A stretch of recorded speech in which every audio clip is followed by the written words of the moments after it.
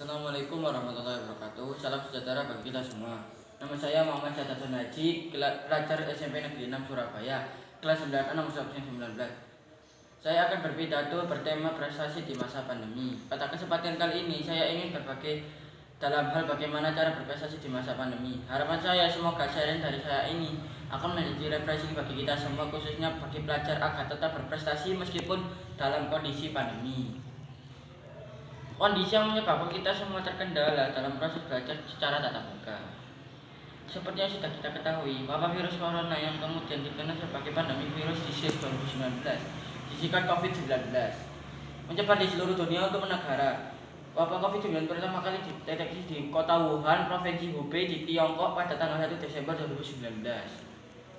Hingga 12 Februari 2021, lebih dari 107 juta orang kasus telah dilaporkan terpapar dari virus corona dan dari 219 negara termasuk Indonesia, mengakibatkan lebih dari 2,36 juta orang meninggal dunia dan lebih dari 60,1 orang sembuh.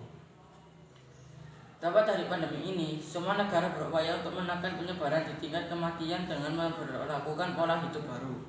Salah satunya di negara kita diberlakukan kebijakan SFH, yaitu sekolah from home atau sekolah di rumah secara daring. Bagi saya, belajar secara daring ini merupakan hal yang baru. Awalnya, saya rasakan tidak nyaman dengan pembelajaran sistem daring. Tatap muka secara langsung dengan guru dan teman yang saya dilarang, menyebabkan proses pembelajaran tidak maksimal.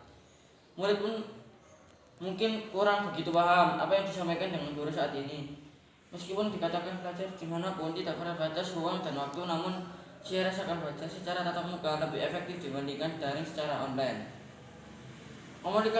Komunikatif yang efektif antara guru dan murid sangat terjaga saat pembelajaran tatap muka. Bahkan terjadi kejenuhan di antara siswa akibat pembelajaran secara daring. Yang dikhawatirkan dengan belajar secara daring ini berpeluang menurunkan prestasi pendidikan siswa. Persoalan serius pembelajaran daring selama masa pandemi ini dikhawatirkan prestasi siswa semakin merosot. Bahkan siswa semakin jauh dari kehidupan lingkungan di sekolah. Di sisi lain, proses pembelajaran secara daring di masa pandemi kebijakan efektif untuk penyebaran virus COVID-19 dan menjamin proses pembelajaran tetap berjalan baik dan menjamin keselamatan guru dan murid. Maka mitigasi atau upaya yang perlu dilakukan untuk mengurangi risiko agar prestasi belajar siswa dapat dipertahankan pada masa pandemi ini harus dipikirkan bersama. Bagaimana siswa dengan nyaman belajar di sekolah, bagaimana siswa tidak terkendala melakukan kegiatan pembelajaran secara daring. Saya memberikan pandangan atau sharing mitigasi terkait hal ini. Satu, menganggap rumah sebagai sekolah. Memperhatikan selama pandemi sebagai berikut pandemi. Bangun pagi sesuai jadwal, sarapan sesuai jadwal, tetap berseragam, belajar di monitor komputer atau laptop atau HP untuk siap menerima pembelajaran secara daring. Buku pembelajaran tetap di samping siswa, dibaca sesuai jadwal pembelajaran. 2. Memodifikasi ruang untuk tempat belajar. Agar siswa merasakan belajar seperti di sekolah, perlu ruang di rumah dimodifikasi sederhana agar menyerupai situasi belajar di rumah. Ruang dibersihkan rapi, dinding dihiasi hiasan bertema pendidikan. Penerapan yang cukup, ada meja sederhana untuk kenyamanan siswa membaca dan menulis. Usahakan ruang belajar tersebut bukan tempat tidur, menghindari siswa menjadi malas rebahan saat belajar. Jika orang tua mendampingi sebagai guru, pentingnya sekali bagi orang tua untuk mendampingi anaknya sebagai pandemi ini. Sesekali orang tua mendampingi, maka anak merasa seolah-olah berhadapan dengan guru sendiri. Kenyamanan ini menjadikan anak terasa nyaman belajar di rumah. Memanggil guru privat ikut les jika mampu, untuk mendapatkan informasi yang kurang jelas dari pembelajaran daring untuk memperdalam pendidikan lainnya, bisa kita dilakukan dengan memanggil guru privat atau les.